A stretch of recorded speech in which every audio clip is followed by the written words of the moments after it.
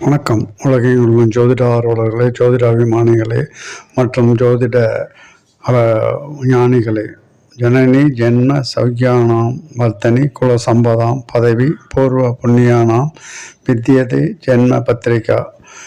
மாதாபிதா குரு அருளாலும் நவகோள்களின் ஆசியுடனும் பஞ்சபூதங்களின் அருளாலும் இந்த நாள் இனிய நாளாக கற்றது கைமண் அளவு கல்லாதது உலகளவு.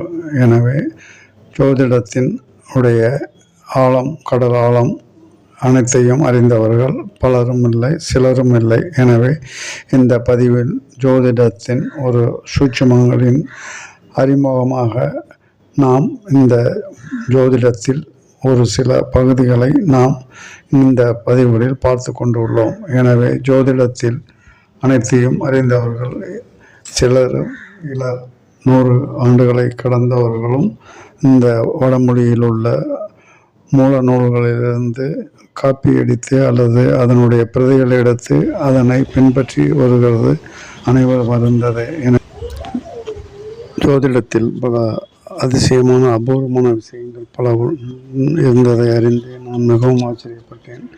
மேலும் நான் ஒரு தொழில்முறை ஜோதிடராக ஆகாததற்கு இல்லாததற்கு அதுவும் ஒரு காரணமாக அமையலாம். இந்த ஜோதிடத்தை பற்றி என்னை பற்றி தெரிந்து கொள்வதற்காக ஈடுபாடு இருக்கும் பொழுது பல விஷயங்களை நான் அபூர்வமான விஷயங்களை கண்டு மிகவும் ஆச்சரியப்பட்டது உண்டு. அதில் என்னை மிகவும் வெகுவாக கமர்ந்தது தொழிலை பற்றிய ஒரு இடத்திலோ அல்லது அவயோக ஆண் ஜாதகத்தை பற்றி தெரிந்து கொண்டது மிகவும் ஆச்சரியப்பட வைத்தது. எனவே ஒரு ஜோதிடர், தொழில்முறை ஜோதிடர், அதாவது அனைவரையும் வைத்து கொண்டு சில விஷயங்களை வெளிப்படையாக பேச முடியாது.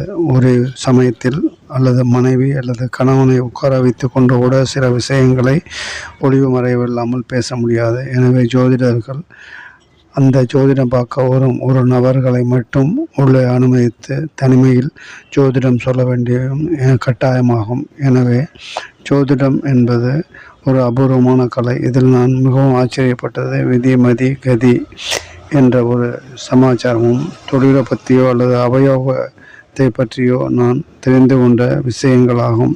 இப்பொழுது சமீப காலத்தில் நம்ம கலத்திர விஷயங்களை பற்றி, திருமண பொருத்தங்களை பற்றி பார்த்து கொண்டு உள்ள இந்த வேளையில் சந்திரன் செவ்வாயும் இணைந்து பெண் ஜாதகத்தில் இணைந்து இருக்கும்போது ஒரு வயதுக்கு அதிகமான ஒரு நபரை திருமணம் செய்து கொள்வாள் எனவும் அல்லது 2ஆம் தாரமாக கூட திருமணம் செய்து கொள்வாங்க என்ற சில விஷயங்கள்.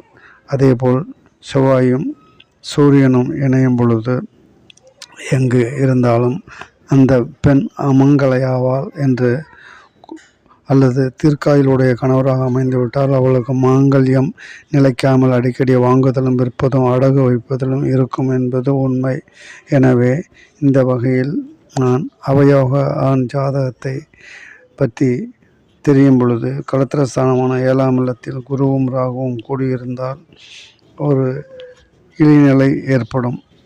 அந்த இழிநிலை என்னவெனில், இந்த 7ஆம் இல்லத்தில் குருவும் ராகுவும் இணைந்திருப்பது அல்லாமல் சந்திரனுடைய சுக்கிரனும் ஆண் ஜாதகத்தில் 1, 5, 7, 8, 9 ஆகிய ஸ்தானங்களில் இடம்பெற்று இருந்தால் அந்த ஜாதகர், மேலும் 7ஆம் இல்லத்து அதிபதி 6ஆம் இல்லத்தில் பாபகிரகத்துடன் ஏதாவது ஒரு பாபகிரகத்துடன் கூடியிருந்தாலும் அல்லது 6ஆம் இல்லத்து அதிபதி கிரகம் சுக்கிரனுடன் கூடியிருந்தாலும் அல்லது 7ஆம் இல்லத்து அதிபதி 6ஆம் இல்லத்தில் பாபகிரகத்துடன் கூடியிருந்தாலும் இந்த 2 விஷயமும் அதே சமயத்தில் சுக்கிரனானப்பட்டவர் லக்னத்திற்கு 1, 5, 7, 8, 9 சந்திரனுடன் கூடியிருந்தாலும் அவருடைய தொழில் ஸ்தானம் மிகவும் கெட்டு அவர் அந்த ஆண் தொழில் செய்து ஜீவனம் செய்து முடியாத ஒரு சூழ்நிலை ஏற்பட்டு மனைவியை சம்பாதித்து கொடுக்க அதில் ஜீவனம் செய்வதாக அமைவான் என்பது ஆச்சரியத்தக்க, பிரமிக்கத்தக்க ஒரு விஷயமாகும். இந்த ஜோதிடத்தை நான் கற்ற பொழுது என்னை மிகவும் டிஸ்டர்ப் செய்தது அல்லது பாதிப்புக்குள்ளான ஒரு விஷயம் என்பது இந்த உண்மைகள்.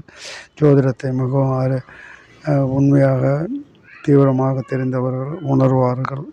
எனவே நான் இந்த ஜோதிடத்துறையை தொழில் ரீதியாக செய்யாததற்கு பல காரணங்களில் இதுவும் ஒன்று. எனவே ஒரு கணவன் மனைவியை ஒன்றாக உட்கார வைத்து கொண்டு ஜோதிடம் சொல்ல முடியாத பல விஷயங்கள், அபூர்வமான விஷயங்களை கண்டு மிகவும் ஆச்சரியப்பட்டது உண்டு. இந்த ஒரு விஷயத்திற்காக நான் தொழில்முறை ஜோதிடராக ஆகாமல் என்னை பற்றி மட்டுமே நான் தெரிந்து கொள்ளக்கூடிய ஒரு கலையாக நான் கற்றுக்கொண்டேன் என்பது உண்மை. எனவே ஜோதிடர்கள் அந்த நபரை தனியாக அமர வைத்து ஜோதிடம் சொல்வது மிகவும் சாலச் சிறந்தது. அனைவர் முன்னிலையிலையும் அந்த நபருடைய ரகசியங்களை வெளிப்படுத்துவதை நான் தவிர்க்குமாறு அன்புடன் கேட்டுக்கொள்கிறேன். மேலும் இந்த ஜோதிடம் வளர, ஜோதிடர்கள் வளர அவர்களுக்கு சில கொள்கைகள் அவசியமாகும். எனவே கொள்கை இல்லாத ஒரு கலை வீண். வளரும், தொடரும். நன்றி, வணக்கம்.